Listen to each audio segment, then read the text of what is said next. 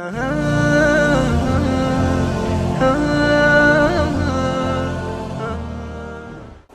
باتیں ساری پہلے ہو چکی ہیں، میں دہرا رہا ہوں کہ یہ بہت اہم مضمون ہے اور اس میں تباہی آئی ہوئی ہے، اور شریعت نے جتنے رشتے بتائے ہیں ان تمام رشتوں میں سب سے بڑا رشتہ خامند اور بیوی ہے۔ والدین کا بھی اتنا اہمیت قرآن نے نہیں بیان کی، بہن بھائیوں کی اتنی اہمیت بیان نہیں کی کہ والدین کے لیے چند آیات، بہن بھائیوں کے لیے چند آیات، باقی رشتوں کے لیے چند آیات، اور خامند بیوی کے لیے سینکڑوں آیات ہیں، سینکڑوں۔ قرآن بھرا پڑا ہے کہ یہ رشتہ بچ جائے، چونکہ باقی رشتے ٹوٹتے نہیں، یہ ٹوٹ جاتا ہے۔ میرا باپ سے رشتہ، میری اطاعت اور فرمان برداری ہو یا نافرمانی ہو، میں اپنے باپ کا بیٹا ہوں۔ میں اپنی ماں کو تنگ کرتا ہوں یا خوش رکھتا ہوں، میں اپنی ماں کا بیٹا ہوں، یہ رشتہ نہیں ٹوٹتا۔ میری بھائی سے لڑائی ہے یا صلح ہے، یہ رشتہ نہیں ٹوٹتا، لیکن خامند بیوی کا رشتہ ٹوٹ جاتا ہے، ایک بول پہ ٹوٹ جاتا ہے۔ تو ایک بات رہ گئی تھی کہ لباس آدمی اپنی پسند کا خریدتا ہے۔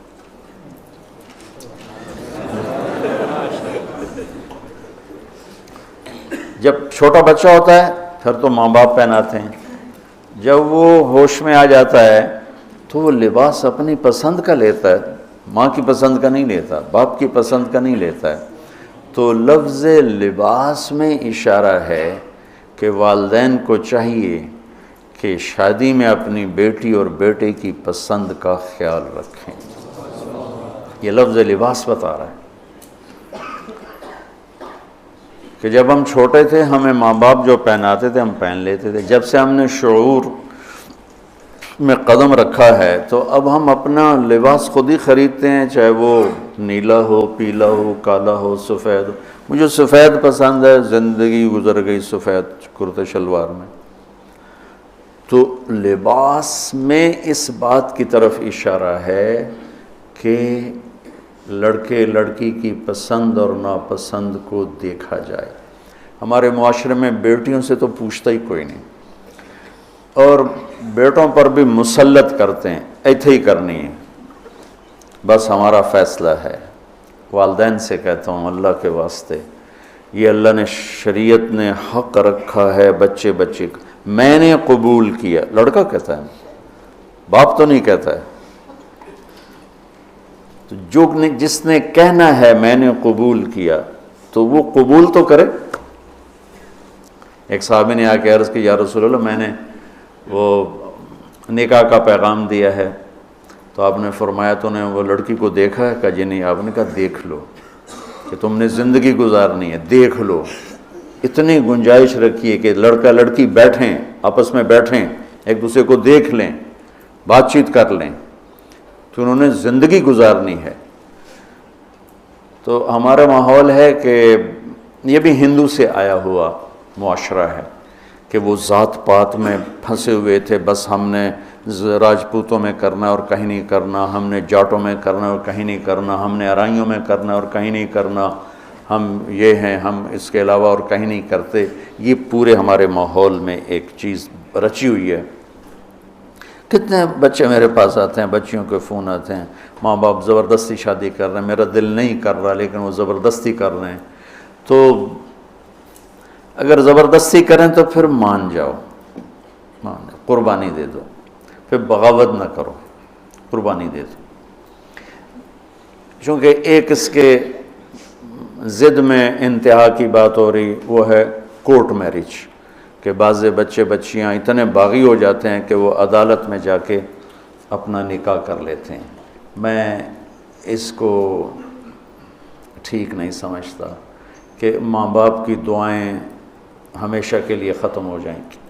ماں باپ زیادتی کرنے پر آ گئے ہیں، مان جاؤ، مان جاؤ، اور اللہ سے مانگو، اللہ پاک اس میں آپ کے لیے بہتری کی شکلیں بتائے گا۔ اس کیمرے کے ذریعے سے لوگ جو سن رہے ہیں، سارا ملک تو نہیں سن رہا ہے لیکن جو سن رہے ہیں، یہ شادی بچے کا معاملہ ہے، بچی کا معاملہ، اللہ کے واسطے پوچھا کرو، پوچھے بغیر کرنا زیادتی ہے۔ میرے نبی کی حدیث سناتا ہوں، ما تزوجت وما زوجت الا بوحی من السماء نزل به جبریل، میں نے شادی کی یا بیٹی کی شادی کی، پہلے آسمان سے وحی آئی، جبریل آئے، پیغام لائے، حکم لائے، پھر میں نے یہ کام کیا۔ ٹھیک۔ حضرت علی رضی اللہ تعالیٰ عنہ پیغام لے کر آئے ہیں۔ پہلے ابوبکر صدیق نے رشتہ مانگا، آپ خاموش یعنی انکار۔ عمر رضی اللہ تعالیٰ عنہ نے بات کی، خاموش یعنی انکار۔ عبد الرحمن بن عوف نے حضرت علی سے کہا تم جاؤ۔ وہ فرمانے لگے میں تو بہت غریب ہوں، میرا تو گھر بھی اپنا نہیں، مجھے دے دیں گے؟ کہاں دے دیں گے، تم جاؤ۔ تو حضرت علی تشریف لائے اور آ کے بیٹھے تو شرم کی وجہ سے بولا ہی نہ گیا۔ تو آپ نے فرمایا علی کیسے آئے؟ وہ چپ۔ اب آپ کو تو پتہ تھا علی کیسے آئے، آپ تو اندر دیکھ رہے ہیں۔ تو آپ نے فرمایا لگتا ہے تم فاطمہ کے رشتے کے لیے آئے ہوگے؟ کہا جی ہاں۔ تو آپ نے کہا انشاءاللہ، اور یہ کہہ کر اٹھ گئے۔ تو حضرت علی باہر تشریف لے گئے، صحابہ کھڑے ہوئے تھے انتظار میں، کیا ہوا؟ تو فرمایا انکار ہو گیا۔ کہنے لگے کیسے؟ کہا کچھ بولے ہی نہیں۔ تو عبد الرحمن بن عوف کہنے لگے کچھ تو بولے ہوں گے؟ کہا بس انشاءاللہ کہا تھا۔ کہا تو پھر بس مبارک ہو گیا کام۔ تو حضرت علی نے پوچھا وہ کیسے؟ کہا اس لیے کہ نبی کا انشاءاللہ ہاں ہوتا ہے، لہذا تیرا کام ہو گیا۔ اچھا اب بچوں، میرے بچوں سنو، جبریل آ چکے ہیں کہ اللہ فرما رہے ہیں کہ یہ رشتہ یوں ہونا ہے، وہیں ہاں کر دیتے۔ اللہ کے امر کے بعد تو کوئی گنجائش ہی نہیں، وہیں ہاں کر دیتے۔ یہاں کیوں نہیں کی؟ گھر گئے، بیٹی فاطمہ علی کا رشتہ آیا ہے، ہاں کر دوں۔ سبحان اللہ، سبحان اللہ، کمال ہو گیا۔ فاطمہ کا رشتہ آیا ہے، علی کا رشتہ آیا ہے، ہاں کر دوں۔ آپ کا کیا خیال ہے حضرت فاطمہ نے انکار کرنا تھا؟ جنت کی سردار، نبی کے جگر کا ٹکڑا، وہ انکار کرتے ہیں؟ یہ تو آج کی بچے ہماری بیچاری چپ کر کے بیٹھ جاتی ہے، اچھا جی میں تھوڑی مرضی۔ اور وہاں ہمیں تو پتہ نہیں کہ وہی کیا ہے، یہاں تو وہی آ چکی ہے کہ علی اور فاطمہ کی جوڑی آسمان پہ طے ہو چکی ہے۔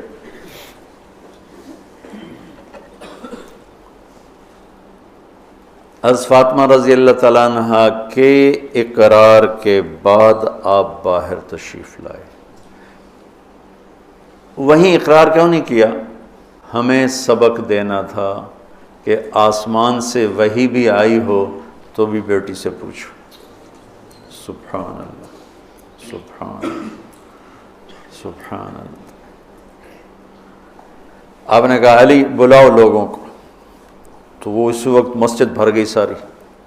تو آپ نے سامنے بٹھایا اور خود ممبر پہ کھڑے ہوئے اور فرمایا کہ لوگوں میرے پاس جبریل یہ پیغام لے کر آئے ہیں کہ میں اپنی بیٹی فاطمہ کا نکاح علی کے ساتھ کر دوں۔ پھر آپ نے خطبہ پڑھ کے فرمایا کہ علی میں نے 400 درہم کے عوض فاطمہ بنت محمد کو تیرے نکاح میں دیا، تو نے قبول کیا؟ تو انہوں نے کہا قبول، تو میں نے قبول کیا، اور سجدے میں چلے گئے اور زور سے دعا مانگی، رب اوزعنی ان اشکر نعمتک التی انعمت علی وعلی والدی وان اعمل صالحا ترضاہ واصلح لی فی ذریتی انی تبت الیک وانی من المسلمین۔ یہ دعا مانگی اور اللہ کے نبی نے کہا آمین۔ آپ نے زور سے اوپر سے کہا آمین۔ پھر آپ نے سارے شرکائے نکاح کو شہد کا شربت پلایا اور کھجور کھلائی، شہد کا شربت اور کھجور کھلائی۔ تو آسمانی وحی کے بعد بھی باپ پوچھ رہے ہیں کہاں کر دوں؟ تو ہمارے پاس تو وحی نہیں ہے، اور ایک بچی نے زندگی گزارنی، ایک بچے نے زندگی گزارنی، اور ماں باپ ان کی وہ رائے کے خلاف اولاد بولے تو وہ کہتے ہیں یہ گستاخ ہو گئے ہیں، یہ نافرمان ہو گئے ہیں۔ وہ پھر وہ ان کو وہ جذباتی طور پر ان پر پریشر ڈالتے ہیں، ہم نے تمہیں بچپن میں پالا، ہم نے، ماں کہتی میں تینوں دودھ پیوایا، میں تیرے پوتڑے دھوتے، آج تو میرے اگو بلینا ہے۔ وہ اماں جی میں زندگی گزارنی ہے، تسی گزار بیٹھے ہو، میں گزارنی ہے۔ ہمارے دینی حلقے ہوں یا دنیاوی حلقے ہوں، نہ کوئی بچے سے پوچھتا ہے کہ بیٹا یہاں آپ کا کر دیں، آپ کا کیا رائے ہے، نہ کوئی بچی سے پوچھتا ہے کہ بیٹی یہ رشتہ آیا ہم ہاں کر دیں، بلکہ بچیوں سے چھپا کے رشتے کیے جاتے ہیں کہ وہ بچی کو پتہ ہی نہیں ہوتا۔ ہمارے پرانے تعلق والے ذمہ دار گھرانے کی بچی کہا جی مولانا صاحب چلو ماں باپ جہاں کر دیں ٹھیک ہے، ہمارا سر جھکا ہوا ہے، اتنا تو دیکھ لیتے انسان کا بچہ ہوتا ہے۔ ایک شرابی کے ساتھ میری شادی کر دی، عمر گزر گئی میری روتے روتے، فیملی میں ہی کرنا تھا تو کوئی اور شریف بچہ دیکھ لیتے، مجھے صرف فون پہ کہا گیا کہ باسی تیری منگنی کر دیتی ہے تو فلانی تاریخ نو تیری شادی، اور وہ شرابی تھا میرا، آج تک وہ شراب پیتا۔ یہ وہ دکھتے ہوئے مسائل ہیں جن کو ہم دین کی روشنی میں دیکھتے ہی نہیں ہیں، اپنے رواج کی روشنی میں دیکھتے ہیں۔ ہمارا رواج کیا ہے، ہمارا دستور کیا ہے، اس پر ہم چلتے ہیں۔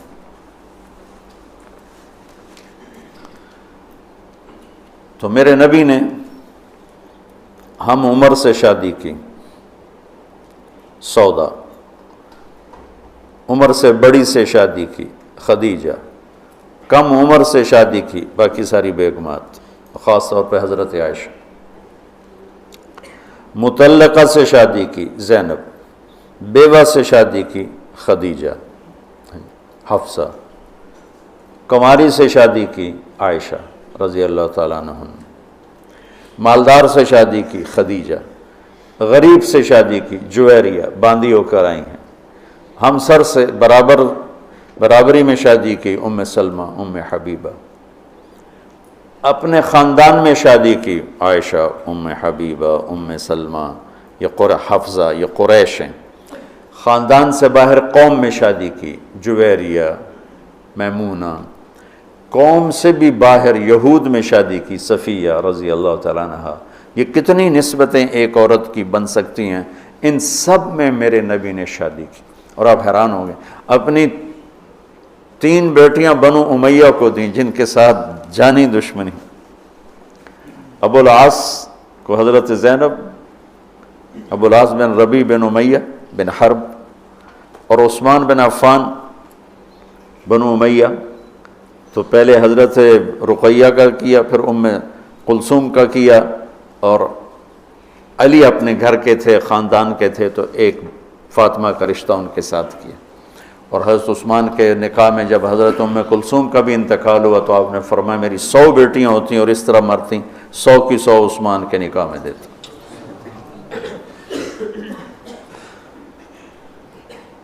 یہ معاشرت کے احکام کو اللہ روزے کے درمیان لے کر آئے، اوپر بھی روزہ ہے، نیچے بھی روزہ ہے، اور اس کے بیچ میں اللہ تبارک و تعالی ہمیں یہ دکھا رہا ہے کہ معاشرت عبادات کی طرح ہے، عبادت کی طرح ہے۔ معاشرت خوبصورت نہیں ہوگی تو ہمارا دین خوبصورت نہیں ہوگا۔ میں بیوی کو عزت نہیں دوں گا، دیکھو طنز کا بول ایسا جیسے کپڑے پھاڑ دینا، بے عزت کرنے کا بول ایسا جیسے کپڑے پھاڑ دینا۔ اور میں کتنا ہی پاگل ہو جاؤں غصے میں اپنا کرتا خود نہیں پھاڑتا ہوں، میں کسی کا کرتا تو پھاڑوں گا، اپنا نہیں پھاڑوں گا۔ تو میری بیوی میرا لباس ہے، مجھے غصہ چڑھا ہوا ہے، مجھے گلہ آیا ہوا ہے، تو میں لباس پہ ہاتھ نہیں ڈالوں گا۔ یہ میں کیا کہہ رہا ہوں کہ میں بیوی کی دل شکنی نہیں کروں گا، بیوی خامند کی دل شکنی نہیں کرے گی، برداشت کریں گے، تب جا کر یہ رشتہ خوبصورت ہوگا۔ دنیا میں کسی بھی رشتے کو باقی رکھنے کے لیے برداشت کے سوا کوئی قانون نہیں، اور اس رشتے کے لیے برداشت سب سے زیادہ ہے کہ برابری کا رشتہ ہے، کبھی خامند گرم کبھی بیوی گرم، پھر دونوں ہی گرم تو پھر آگ بھڑکے گی اور بڑھتی چلی جائے گی۔ ایک بچہ مجھے آ کے ملا ملتان سے، ٹاپ کیا اس نے پورے پنجاب میں FSC میں، تو کہا جی میں 2 دفعہ خودکشی کی کوشش کر چکا ہوں۔ میں نے کہا تم اتنے پڑھنے لکھنے والے بچے، تم کیوں خودکشی؟ کہا جی میرے ماں باپ دونوں آپس میں اتنا لڑتے ہیں کہ ان کی لڑائی سے بددل ہو کر میں نے 2 دفعہ خودکشی کی کوشش کی۔ تو میرے نبی نے 11 گھر آباد کر کے ہمیں زندگی سکھائی ہے کہ اس خوبصورت رشتے کو کیسے نبھانا ہے۔